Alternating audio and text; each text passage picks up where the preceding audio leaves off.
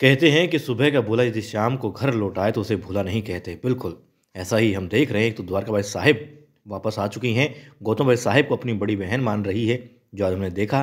साथ ही हमने ये भी देखा कि किस तरीके से देवी अहिल्या मालेराव को समझाना चाहती हैं और अब मालेराव की ज़िंदगी में बहुत बड़ा बदलाव होने वाला है, जिससे लगता है कि ये बदलाव अच्छा होगा।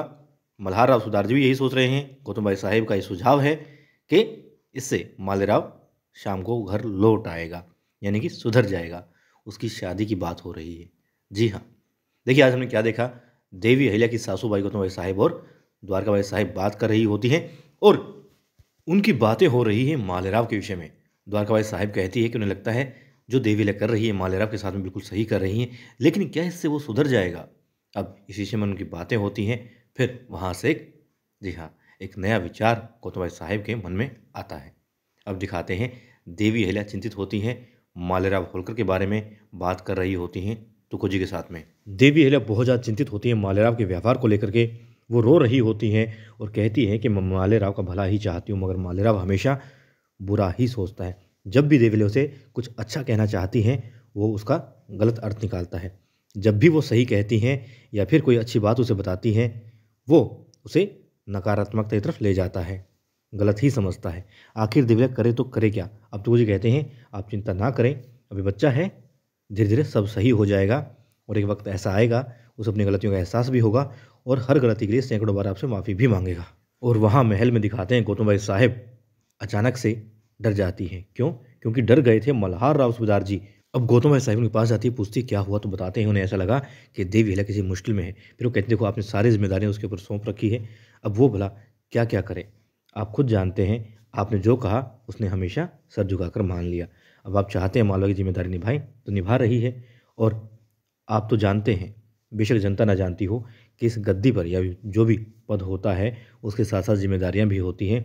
और राजा के पद पर तो, जो सिंहासन उस पर तो कांटे लगे होते हैं, मगर वो सिर्फ राजा को महसूस होते हैं। खैर, फिर वो कहती हैं मालेराव भी बिगड़ता जा रहा है, उसे संभालना होगा। अब उनकी बातें होती हैं कि जिस तरीके से खंडेराव होलकर को देवी अहिल्या का साथ मिल गया था, खंडेराव होलकर सही राह पर आ गया था। उन्हें लगता है गौतम बाई साहिब को कि मालेराव की यदि शादी हो जाए तो वो भी सही राह पर आ जाएगा।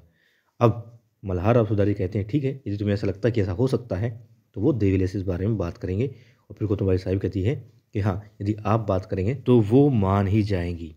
अब वो कहते हैं हाँ ठीक है, बात करेंगे। और अब दिखाते हैं देवी अहिल्या जो चिंता होती है वो वास्तविकता का रूप ले रही होती है। मालेराव होलकर जिस घर में होता है, जिस किसान के पास होता है, वो किसान परिवार जो है भोजन खाना आरंभ करता है, मगर चाहता है पहले छोटे सरकार खा लें। अब उनके आगे भी थाली रखी होती है। किसान कहता है सरकार, छोटे सरकार भोजन कर लीजिए। अब मालेराव कहता है ये थाली मैं खाऊंगा। उठा करके उस थाली को फेंक देता है और फिर कहता है तुम लोग मुझे कैद करके रखना चाहते हो? नहीं, ऐसा नहीं कर पाओगे, क्योंकि मैं भावी राजा हूँ, राजा बनूंगा मैं। और फिर बाहर भागता है, छड़ी उठा लेता है, उससे वो उसके घर को आग लगाने लग जाता है। और अब क्या होता है, कहता है तुम्हारा घर भी जला दूंगा मैं। पहले दीवारों पर आग लगाता है जो कि लकड़ी से बनी हुई होती है। अब बेचारे गिड़गिड़ाते हैं, रोते हैं, क्षमा मांगते हैं, भीख मांगते हैं, तो हमारा घर मत जलाइए, हम बर्बाद हो जाएंगे। मगर सैनिक आराम से खड़े रहते हैं, कहते हैं सरकार ऐसा मत कीजिए। अब सरकार देखते हैं इधर उधर, तो बेचारे सैनिक चुप हो जाते हैं। मगर तभी अचानक से जैसे ही वो घर पर आग लगाने वाला होता है, अब दुष्यंत आ जाता है। और काफ़ी देर से मैं भी, आप लोग भी सोच रहे होंगे कि आखिर दुष्यंत क्यों नहीं आया, कहाँ गया वो? दुष्यंत गया था पानी लेने के लिए। 2 घड़े लाता है पानी के, आग बुझा देता है। अब वो कहता है सरकार आप ऐसा मत कीजिए, छोटी सरकार ऐसा मत कीजिए। अब मालेराव उस छड़ी को फेंक देता है जिस पे आग लगी होती है और दुष्यंत से वो घड़े लेकर के उन्हें भी फोड़ देता है। दुष्यंत के सामने कहता है तुम्हारी इतनी हिम्मत, तुम ये करोगे जो काम मैं कर रहा हूँ, तुम उसमें रुकावट डाल रहे हो। अब वो कहता है सरकार, छोटे सरकार मैं तो वही कर रहा हूँ जो छोटी रानी ने कहा है, उनके आदेश की पालना कर रहा हूँ। हाँ जानता हूँ। फिर मालेराव कहता है तुम्हारी छोटी रानी के आदेश यही बताते हैं कि वो मालेराव से प्यार नहीं करती और इसीलिए मालेराव देवी अहिल्या से नफरत करता है। हाँ, नफरत करता है। अब बेचारा क्या कहे, दुष्यंत कुछ कह भी नहीं सकता और चुप रह भी नहीं सकता। फिर वो कहता है देखिए आपने क्या गलत किया क्या नहीं मैं नहीं बता सकता, लेकिन आप इस बारे में देवी अहिल्या से बात कीजिएगा, वही आपको अच्छे से बता पाएगी। अब फिर दिखाते हैं महल में बात हो रही होती है शादी की, और शादी का अब पूर्ण रूप से विचार बन चुका होता है कि हाँ देवी अहिल्या जैसे आएंगी बात की जाएगी। और इस बात से आश्वस्त होकर के थोड़ी है चिंता तो है मल्हार राव को भी और गौतम भाई साहब को भी, मगर वो लोग अब सो जाते हैं। और अब दिखाते हैं देवी अहिल्या, तुकोजी और कुछ सैनिक जा रहे होते हैं राणोजी के पास में। और राणोजी दूर से खड़ा मतलब अपने सैनिकों को बोल रखा है कि नज़र रखो, तो उसके आदमी नज़र रखे हुए होते हैं। जैसे देवी अहिल्या उस गांव की तरफ आ रही होती हैं, जा कर के तुरंत प्रभाव से बता देता है कि सरकार देवी अहिल्या आ रही है। ठीक है, राणोजी कहते हैं तैयारी में लग जाओ, तैयारी पूरी होनी चाहिए। अब देवी अहिल्या वहाँ पहुँचती हैं, तुकोजी होते हैं, चंद सैनिक होते हैं। अब देवी अहिल्या तुकोजी के साथ में बहुत कम सैनिकों को देख कर वो लोग बहुत खुश होते हैं। फूलों से देवी अहिल्या का स्वागत किया जाता है। देवी अहिल्या कहती है मैं स्वागत करवाने नहीं आई, काम की बात करते हैं।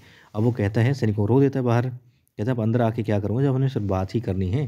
ठीक है, माफ़ी मांग चुका होता है सबके सामने कि देवी अहिल्या मुझे माफ़ कर दीजिए, बहक गया था। अब अंदर जाते हैं, बैठते हैं। देवी अहिल्या कहती हैं कि हाँ ठीक है बताइए। अब वो कहते हैं पहले तब ये ग्रहण कीजिए, लीजिए जलपान। देवी अहिल्या कहती है हम लेंगे तो, लेकिन हम लेंगे तुम्हारा माफ़ीनामा और जो तुमने यहाँ अत्याचार किया है उसके बदले में 10,000 मुद्राओं का जुर्माना तुम दोगे मालवा को, जो हम अभी लेकर के जाएंगे। और क्योंकि विशेष कृपा है तुम पर शिव शंभू की, जो हम तुम्हारी जान बख्श रहे हैं, और यदि तुम तुरंत प्रभाव से काम नहीं करोगे तो तुम्हें इस वाड़े से ही नहीं बल्कि इस गांव से और इस प्रांत से, जी हाँ, हाथ धोना पड़ेगा।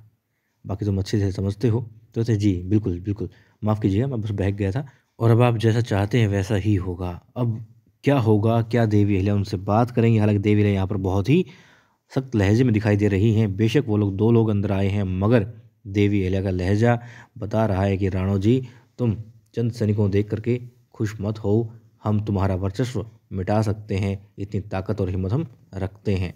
और राणोजी चाल चलता है। क्या चाल चलेगा, किस तरीके से देवी अहिल्या उस चाल को विफल करेंगी, हम आने वाले एपिसोड में देखेंगे।